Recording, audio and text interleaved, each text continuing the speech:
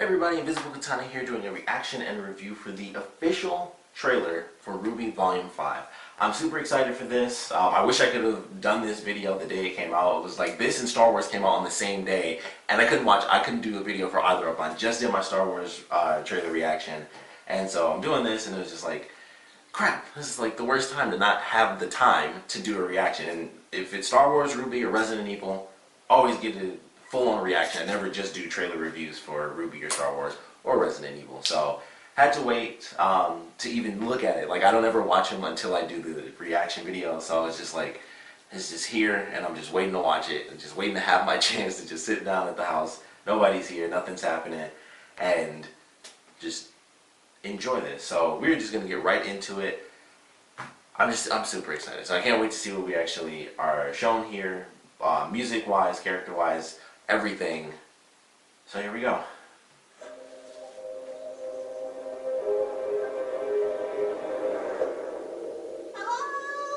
So enough. Doesn't seem to be anyone here.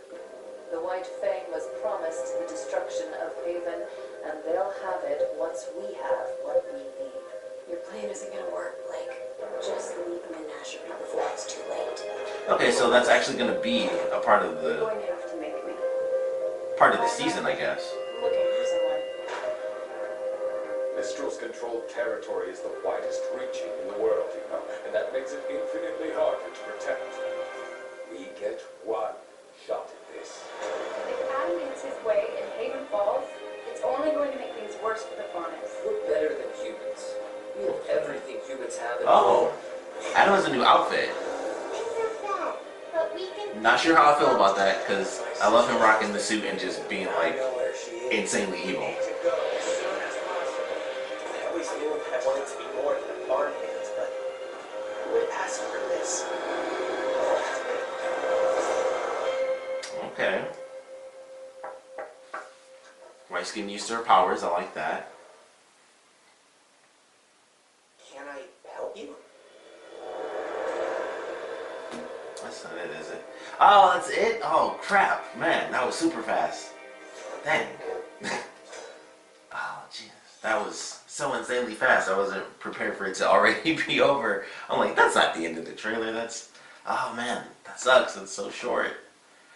Oh, it's so close, though. October 14th. It is insanely close, but this is a nice trailer.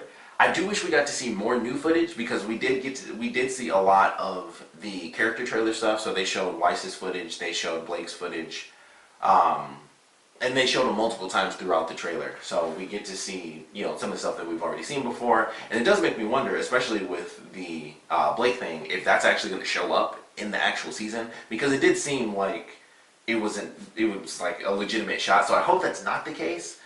Just because that would kind of suck, because that was a really good character short, but I don't want it to just be a scene, you know, we just get it again when we're actually watching the season. So I hope that's not the case, even though they did show it in this trailer. They also showed, you know, the Weiss stuff as well, so I doubt that'll be in there, because that was, I feel like Weiss's was even longer than Blake, so I would definitely hope that's not the case for either of those, where they're just scenes from this season, which I would assume they're not, just because, you know, Ruby's thing never showed up in the last volume.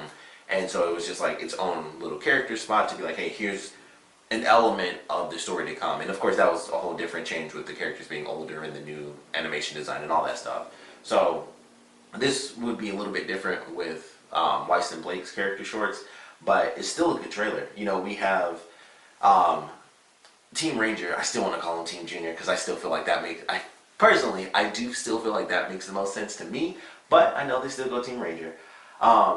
But we have them, you know, going through yet another empty town. It's totally intact this time, which I find very interesting. Everything else has kind of been desolate for quite some time, and this seems like everyone like just up and left, but they weren't attacked. It was like, this is a super weird connection, but it made me think of Attack on Titan. It was like, everyone's gone, but there's no chaos, and that's what it does. Like, that's the first thing I thought of. I was like, this kind of makes me think of Attack on Titan a little bit. So I don't know what's going on there, but it seems like it's a nice city, but everyone kind of just vanished. Like, everyone just took off, and it could have been because an attack was, you know, incoming, and they just got the warning super early, so they just left. And then of course the Grimm weren't, you know, attracted. There's no one there to attract them. There's no dark energy to bring the Grimm in. But it does make me wonder what the case is there. I love this shot with Yang. I think that's awesome with her punching this dude, which I would imagine is even worse now that she has a robot arm. I mean, she already had super strength. I mean, she takes kinetic energy to, or she takes potential energy and, well, I guess technically she just takes kinetic energy and then just makes more kinetic energy, technically speaking. But I would imagine it would hurt a little bit more with the robot arm. And, you know, she's got the red eye thing going when she punches this dude and knocks his tooth clean out. So that's a pretty awesome shot for her. But I'm very excited for this. I think this is, like I said, it's definitely a good trailer. It's a super vague trailer. It's one of those trailers where it's like, you kind of get ideas. Like, you know, it's like, this is what's happening here. We have, you know, Adam talking to the leader of the White Fang, which I think is pretty cool. Like I mentioned, he's got a new outfit. I wish there was a slightly better shot of it, but it's like he's in a jacket. I'm trying to like just inspect the whole outfit, but it's just like this side profile shot, and you can't see anything when he's kneeling down and so far away. You can't get any true detail out of it. But it's like he's got a jacket, and it's almost like he's got it's almost like a samurai, which perfectly fits his character because he was like the samurai wearing the suit, and of course Blake was the ninja. So him having this costume also fits. It's almost like the samurai garb for the bottom, where they have I don't know the actual name, but I would like the samurai sort of skirt. But that's kind of what it looks like to me, so I believe that that's exactly what it is. It's more of an official samurai outfit for his character, which I love. I feel like he hasn't been in it enough with the suit in general for them to already be changing his outfit. It's just being personal. I don't mind it. I'm sure I'm going to love it, and I love his character, and I'm so glad that he's actually going to be in this season because that was a big thing where I was like, oh, and this has happened before, but the opening for the last volume, there was kind of this deal where it was like, oh, it seems like Adam and Blake are going to have another interaction, and that was never the case. Like, they never ended up meeting in the last volume, and they kind of teased that a little bit with the opening for the last volume, and it just never ended up happening. And I was like, okay, well, that really sucks, because Adam is, without a doubt, my favorite character in the show, just because he is, like, the ultimate villain, which is interesting. As little as he's been in it, the little that we have actually seen, like, I loved him from the beginning with the trailer, because I was like, okay, he's a cool dude, he's like the samurai wearing a suit, he looks cool, he's got, you know, cool costume, cool outfit, or cool costume and cool weapon, and I was like, okay, just waiting for him and waiting for him and waiting for him, and then when he finally shows up, he is insanely deadly. Like, there are no two ways about it. Like, he's not like, you know, I don't want to do this or anything. He was like, Blake, you left, and I'm here to kill you. I'm here to kill your friends and your family and everything that you've ever known. And I was like, he is as deadly and as epic, more epic than I was even expecting. So, you know, love the character. I just do wish we got to see him a little bit more in the classic suit, but I don't mind this. New costumes are always awesome, especially in RWBY, because all the costumes are always really sweet. So this should be cool to see, more of an official, actual samurai outfit for him, which I just think is a cool dynamic because he's a samurai sort of fighter with the katana and everything. So I think that's really cool. We get to see, like I said, the leader of the White Fang, I would assume. And she appears to be a faunus, naturally, but she also appears to be a cat faunus. Like, you can see her ears, and they look just like Blake's mom. So I don't know if, specifically, she is a cat faunus, although it would not be surprising if she happened to be related to Blake, considering Blake's dad used to be the king. I wish the airplane wasn't so loud right now, but considering he used to be king and he kind of left things behind, it wouldn't shock me if this was someone that was related to him.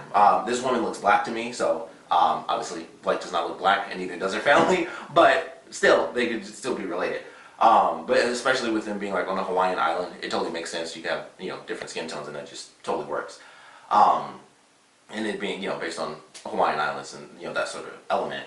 But it's just interesting. I'm like, okay, she definitely seems like she has cat ears. They could totally bring that connection in.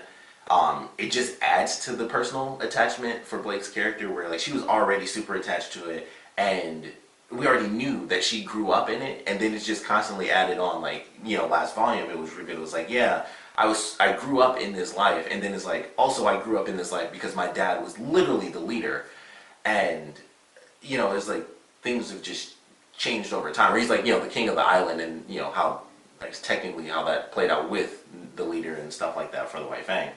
But just that attachment, it really is family for her. It's like growing up in that realm, and then her father being king, and you know, being a part of the White Fang, and no longer being a part of the White Fang, and now they're enemies. and it's just such an interesting element, and this could just be another part of it where it's like, yeah, the person that now leads the White Fang is also related to Blake, and that just adds to the, like I said, the familial attachment to what in the world is going on. I'm excited for this. Obviously, I'm always freaking excited for RWBY, but this should be cool, and I'm definitely looking forward to seeing what they do with Adam in this, and with Blake, and of course what they're going to be doing with Team Ranger, and how that's going to play out with Crow and Ozpin. I can't think of the actual kid's name right now. Oscar, I believe is his name. And how that's going to play out. And then we have like this tiny itty bitty little sequence with Raven. So I can't wait to see how they utilize her character, because they had that little conversation and that was just about it. So I'm definitely looking forward to seeing more of her character. Pretty much the villain characters that I think are the best characters. Adam and Raven, I think, are like the coolest freaking characters, and I'm just like, I just want more of them. They can fight. I would prefer it if they fought, but they can fight. They can just talk. Just seeing them, I think, would be great. So, looking forward to this volume, and I can't wait for the music as well. Of course, I cannot wait for the new opening. I don't know if they're gonna put it up early like they did last volume. I saved it. I decided not to watch it for the last volume, and that was mostly because of the thing with Jean, where it was like, there's a certain thing in there that if you watch it, it'll, things might get spoiled for you. So I was like, all right, well, I'll just wait till I watch the episode. And it was, of course, the costume thing, them using Pierre's gold to make a new outfit for him.